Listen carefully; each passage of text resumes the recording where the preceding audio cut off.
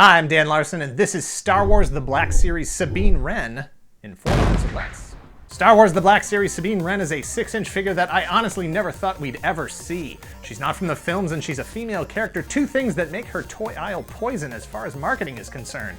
That she exists is a testament to the enduring power of anything that looks like Boba Fett. Sabine is from the Star Wars Rebels cartoon featured on Disney XD, which debuted in 2014 and is now in its 3rd season. The character design is a hybrid of both Boba and Jango Fett, with some unique elements mixed in that really just feels like a heavy-handed attempt to pander to the audience with a female Fett. I'm not saying it doesn't work, I'm just saying try to be a little more subtle. While she is highly Boba influenced on the surface, in the world of Star Wars there are lots of people who have Mandalorian armor, both male and female, and very few of them are actually from the family Fett. Anyone who followed the Clone Wars animated series from 2008 to 2014 knows that. As the 3rd Mandalorian armored figure, she benefits from the lessons learned.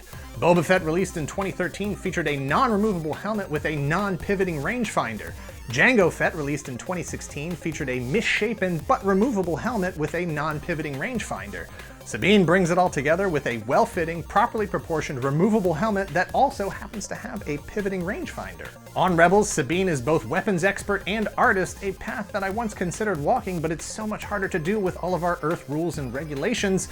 What I wouldn't give to spend a day in sci-fi western space opera world. Her artistic flair is evident in the flourishes all over her armor and her rainbow-colored hairstyle.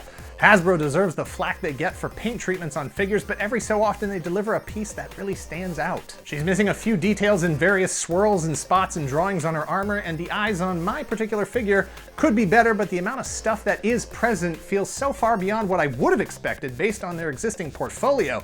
Way to set the bar low, guys. Now is when that consistent performance of minimum effort really pays off. Like Jango, she has a soft plastic set of holsters for her 2 blasters, and while she doesn't have a place to store it, she also comes with her space spray paint device. But where's her jetpack? It's not fair that Sabine got the Fett armor treatment except for the jetpack. Even on the show, it always feels like it's missing. If you're gonna go Fett, never go half Fett. She's the 3rd member of the Rebels cast to join the line following Kanan, Jarrus, and Ahsoka Tano, both released in 2016.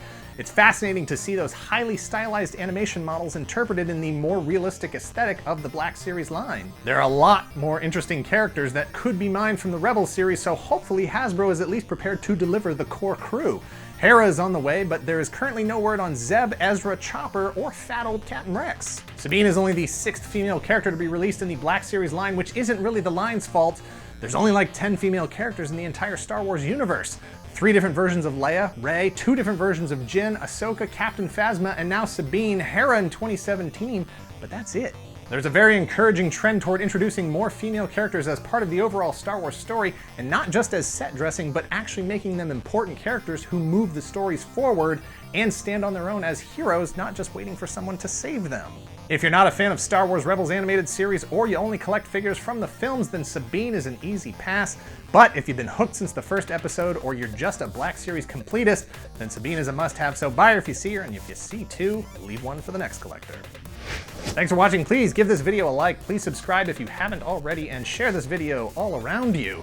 And let us know in the comments below if, like me, you'd love to see a Rebels film, if not an entire trilogy. Follow-up question, would you still want Freddie Prinze Jr. as Kanan?